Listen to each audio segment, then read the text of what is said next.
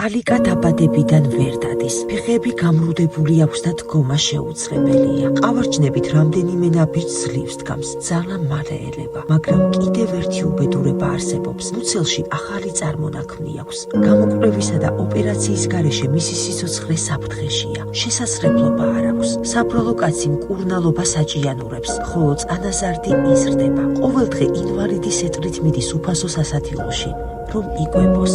პენსია და სოციალური დახმარება ცხოვრებისთვის არ ყოფნის. ის მარტოა, ოჯახის გარეშე, შვილების გარეშე. ერთი თვის წინ გარდაიცვალა მისი 90 წლის დედა, რომელიც მთელი ცხოვრება უვლიდა მას. ალიკას სახლი კი არა ნანგრევებია, ფანჯრების გარეშე, დამპალი კედლებით, შიგნით უფრო ცივა ვიდრე გარეთ. ეშინია რომ სახლი ჩამოიკრება, წასასვლელი არსად აქვს. ის ბევრს არ ითხოვს, უსაფრთხო სახლს, საკვებს, მაცივარს, სარეცხ მანქანას, დაბალი შესაძლებლობას, გამოკვლევასა და მკურნალობას. მოდით ნუ დავამსხვრევთ მის რწმენას, ის გველოდება და მას სხვა აღარავე ხავს, ვინც დაეხმარება.